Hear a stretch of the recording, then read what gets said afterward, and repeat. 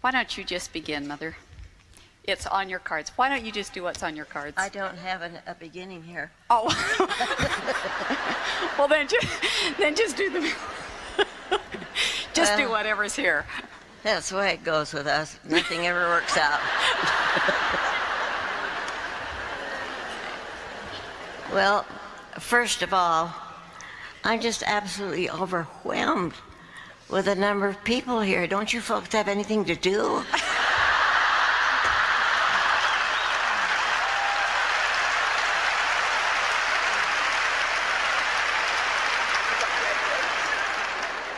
Well, I do want to thank you for being here. Otherwise, all this work I've done would be for naught. Thank you for being here and bringing such a wonderful feeling of really true friendship with you. Okay, this is you. We didn't rehearse this, as you can see. What message would you like to share with these women today? I don't know.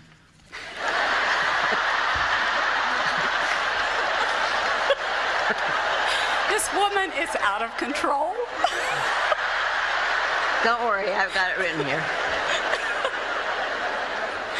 My advice is to be the best person you can be. Profound, isn't it?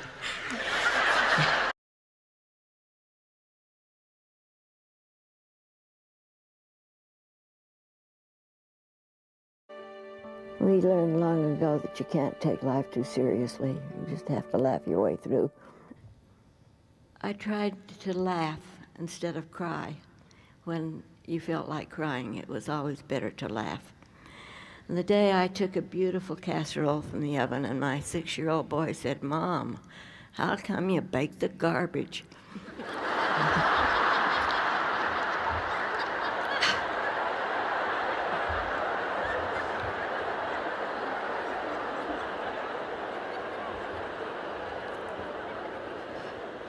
Children are like that.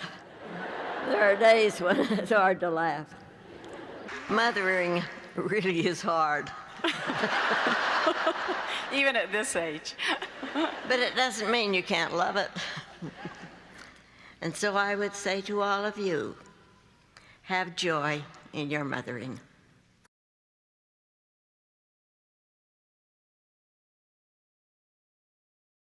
You remember in the story of Esther when Mordecai asked Esther to go to the king in an effort to save her Jewish people from destruction. She knew that the punishment for appearing before the king without an invitation was death. Mordecai responded to her by saying, "Who knoweth whether thou art come to the kingdom for just such a time as this?" That message, I think, applies to each of us. Women today find themselves in very different circumstances. We may ask, is life fair? Was this what I was born to do? We ask that all the time, don't we, Mother? Mm-hmm. We do. Perhaps our greatest quest is to live worthy to know what the Lord's will is concerning us, what we are meant to do.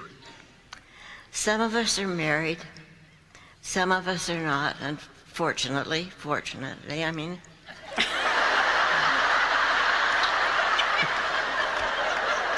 Some women are leaders. That's a profound statement. This church is full of them. Bright, capable women who are doing wonderful things. During World War II, we were encouraged to plant gardens, not only by the church, by the government.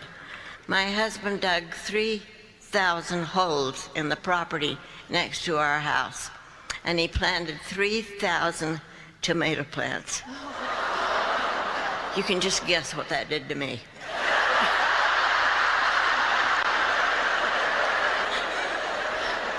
He hoed them all right, and he weeded them, and he irrigated them at 4:30 every Monday morning. But when the tomatoes were ripe, I spent my days picking them. Baskets full, boxes full. We put up a sign, tomatoes for sale. Toward the end of the crop, we couldn't give them away. My back ached, and I could have said at that time, is this what I was born to do? But the tomatoes went on people's food shelves, and the money we were paid for them paid the taxes on our home that year and gave us shelter for our children.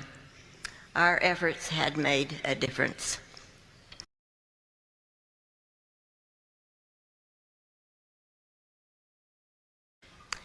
Let us not waste our time in bitterness, saying, is this what I was born to do? But rather, as Esther was asked, who knoweth whether thou art come to the kingdom for such a time as this? We are all in this together, and oh, how we need each other. We need to renew our faith every day. We need to lock arms and build this kingdom together. Be thankful and be glad. The Lord loves you, and he will bless you.